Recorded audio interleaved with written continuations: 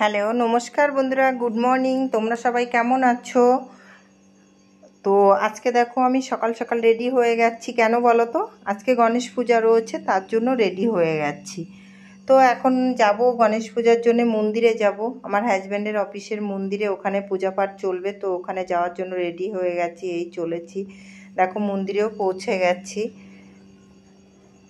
এখানে পূজা পাঠ চলছে, তার মধ্যে কি বলো তো, আমি একটু ভিডিও করে নিচ্ছি। যদিও ভালো মতন ভিডিওটা করতে পারছি না, এখানে পূজা পাঠ হচ্ছে, সবাই এবার দেখছে যে ভিডিও বাগেরা করছি। অনেকেই করছে, ফটো তুলছে, সবই করছে, কিন্তু তার মধ্যে দিয়ে আমিও একটু বেশি মতন ভিডিও করছি। তো তো এখন এই মন্দিরে চলে এসেছি, এখানে পূজা পাঠ চলছে, হয়ে গেছে পূজা পাঠ। তো আমার একটু লেটই হয়ে গেছিলো আসতে। তো এখানে পূজা পাঠ হয়ে গেছে, এই যে প্রসাদও দিয়ে দিচ্ছে। প্রসাদে দেখো লাড্ডু রয়েছে, সুজির হালুয়া রয়েছে।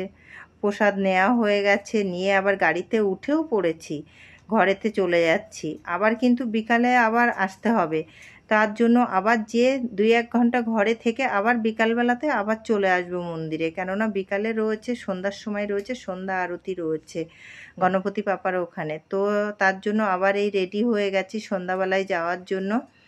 তো রেডি হয়ে গেছি, এবার বাস আসবে, বাসে উঠে আবার আমরা সবাই চলে যাব। এই যে বাসে বসে গেছি, পুরো স্টাফের ফ্যামিলি, বাচ্চা সবাই রয়েছে এখানে, সব ফ্যামিলি মিলেই যাচ্ছি ওখানে। এবার যে সন্ধ্যা আরতি ভান্ডারা রয়েছে, খাওয়া দাওয়াটাও ওখানেই হবে। তো কী বলো তো, কোনো পুজো পাঠ থাকলে বা কোথাও যাওয়ার থাকলে খুবই আনন্দ হয়। কেননা আমরা তো সব সময় বাইরে বেরাতে পারি না, ওর জন্য যদি কোনো কিছু হয় তো একটু ভালো লাগে। কোনো পুজো পাঠ বা কোনো পার্টি বাগেরা হলে সেটা খুবই ভালো লাগে।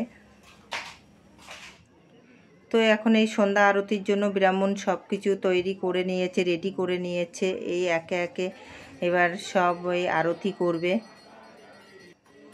এই যে আমি আর আমার হাজব্যান্ডও আরতি করছি, আর সবাই করবে একে একে আরতি, সবাই করবে ভগবানকে।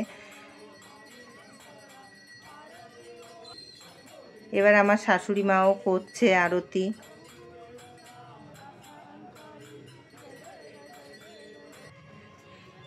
তো এই যে গণেশ পুজোটা হয়ে গেছে, এখন এই আমরা সবাই এখানেই মন্দিরেই রয়েছি। এবার এই খাওয়া দাওয়ার পর্ব রয়েছে, নিরামিষ খাওয়া দাওয়া। কিন্তু আমাদের দিকে যেমন কি বলতো, একটা পূজা পাঠ হলে বেশি নিরামিষ, যেমন খিচুড়ি সবজি ওটা হয় বাংলাতে, কিন্তু বাইরে কিন্তু খিচুড়ি সবজি এটা দেয় না। এরা লুচি সবজি এগুলোই কিন্তু ওদের নিরামিষ সবজির ভিতরে, লুচি পুরি ডাল চাবল এগুলোই দেয় এরা।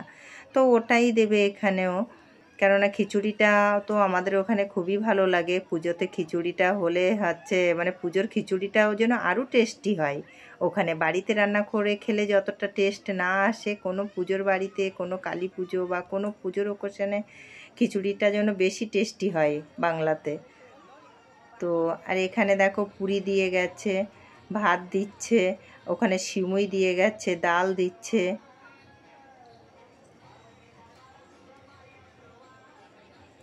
আজকে দিনটা ভালোই এনজয়তে কাটলো। এখানে ছোলার সবজি দিল। সারাদিন পুজো পাঠে আসা যাওয়া, বা দুবার করে এসছি গেছি। এই যে এখানে ছালাদও দিয়েছে, সিমুইয়ের পায়েস দিয়েছে, জলের বোতল দিয়েছে। তো রাতের ডিনার বলো আর প্রসাদ যাই বলো না কেন, এটাই আজকে রাতের খাবার দাবার। আর এখানে কলাটা কি বলো তো, লাস্টে কিন্তু তোমার যখনই কোনো পুজো পাঠের অনুষ্ঠানে খাওয়া দাওয়া হয় না, লাস্টে কিন্তু কলাটা দেবেই তোমাকে। তো তাই দিয়েছে এখানে।